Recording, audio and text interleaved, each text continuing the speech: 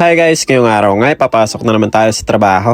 Pagkagising ko nga, gising na si CJ, nakatalikod pa nga yan kanina, hindi ko alam kung ano tinitignan niya. Ang bilis nga lumaki ni CJ guys, malikot na rin yan at mabilis na rin gumapang. Sa tuwing gigising yan sa umaga, ganyan lang naman yung routine niya. Pagkagising niya, manonood ng TV, ng cartoons. Tapos pag-alis ko daw kapag inaantok pa, natutulog daw ulit. Tumatayo na nga yan mag-isa, kumakapit lang dyan sa may sopa namin. Bale, eto guys, nakagayak na nga pala ako nito at uminom lang ako nitong kape. Pagkatapos ko nga magkape, ito, nagpaalam na rin kagad ako kay Mami Cherry. Medyo nagmamadali na rin kasi ako kaninang umaga, muntik pa nga ako malate niyan eh. Binaba ko na nga rin pala itong mga plastic bottle namin at saka mga lata, araw kasi ng tapon ng basura ngayon. Habang nagtatapon nga ako ng basura kanina guys, may nakita pa ako dito patay na pusa. Siguro merong sakit yung pusa na yan guys kasi mukha naman siyang hindi nasagasaan. Buti na nga lang guys, medyo maganda na ulit yung panahon kanina. Kahapon kasi sobrang lakas ng ulan, wala tuloy kaming pasok, wala tuloy bayad yung araw na yon. Pero okay lang yun guys, ganun talaga kasi waterproofing yung trabaho namin. Hindi rin naman kasi kami pwede magpahid kapag umuulan, syempre hindi yun matutuyo. Bale, eto, nandito na nga pala ako sa may Tsunashima Station. Medyo maraming ang tao sa train kanina guys, kaya ayan, hanggang Shibuya, nakatayo lang talaga ako.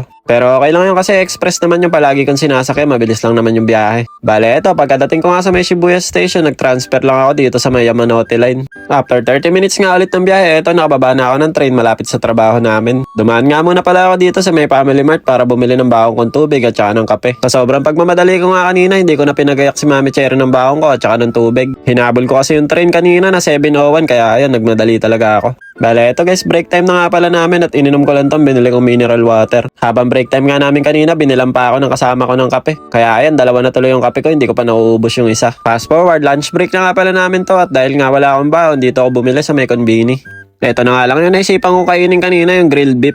Kumbaga sa atin parang samgyup lang yan na may kasama ng kanin. Ang cute nga ng design ng parang shake nila dito guys, Pokemon pa yung design. Pagkabili ko nga ng pagkain ko, bumalik na rin kagad ako dun sa may office namin. Dahil nga mainit kanina, naisipan ng kasama ko na dito na lang kumain sa may office namin. Kaya dito na nga lang din ako kumain, nakalibre pa nga ako ng soup dyan kanina at saka ng ice cream. Fast forward, break time na nga pala namin to mga alas 3 ng hapon. Bumili nga lang ako ng energy drink tapos nag-break time lang din ako ng mga kalahating oras. Sa mga oras na to mag-aalas 5 na nga pala ng hapon. Medyo maaga nga rin kasi kami natapos kanina kaya medyo maaga rin kami nakauwi. Pagkasakay ko nga ng train, buti na lang walang masyadong tao kanina kaya nakaupo na rin ako. Nakalipas nga kalahating oras, nandito na rin ako sa may Shibuya Station. Pagkababa ko nga pala ng train kanina malapit sa bahay namin, eto binilang ko na rin si Saori at Seichi ng pasalubong. Etong parang ice cream na nga lang yung binili ko sa kanila tapos sinamahan ko na lang din ng dalawang maliit na candy. Binilang ko na nga rin pala si Mami Cherry ng sneaker dito para meron siyang panghimagas. Tapos bago nga rin pala ako umuwi kanina, dumaan ako dito sa may supermarket para bumili ng pwede naming maulam. May nakita nga akong parang noodles dito guys na maliliit kaya bumili ako para kay Saori at saka kay Seichi.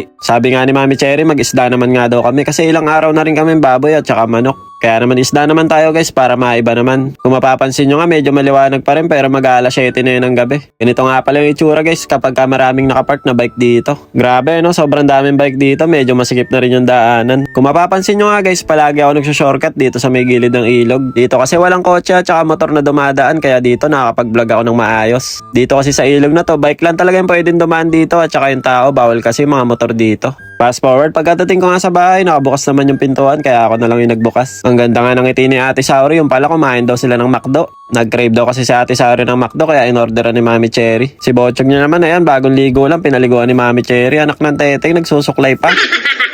At bago nga ako maligo kanina, inabot ko na rin kay Ate Saori yung pasalubong ko sa kanya at saka yung kay Seichi. Inabot ko na nga rin pala kay Mami Cherry yung sticker niya, napapasayaw pa kayo, parang sex bomb.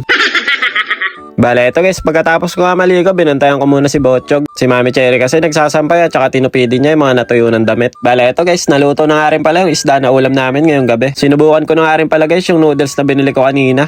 Tara kain tayo guys, itadakimasu. Okay naman yung lasa ng maliliit na noodles na nabili ko kanina. Chicken kasi yung flavor niya kaya kahit papano may lasa na din. Medyo busog pa nga si Saori at Seichi niya dahil nagmerienda daw sila ng McDo. Pero kahit papano sinubukan na rin ni Mami Cherry para may laman yung tiyan. Pasensya na pala kayo sa voiceover ko ngayon guys ha, kasi medyo sinisipon ako ngayon kaya medyo ngungu yung voiceover natin.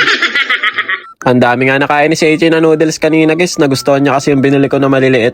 Tapos habang kumakain naman kami, nagising si Bochog. Nakatulog kasi yung kanina guys, diba bagong paligo siya kanina. Tignan niya naman si Mami Cherry, puro lungad na naman ni Bochog. Napakalakas din kasi dumedi kaya may lumulungad eh.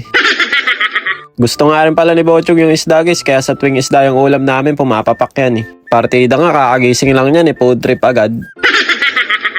At dahil nga nagustuhan ni Saori at Seichi yung noodles kanina guys, nag-uunahan pa nga sila dyan kung sino unang susubo. Umiyak pa nga si Seichi guys nung naunahan ng ate niya eh.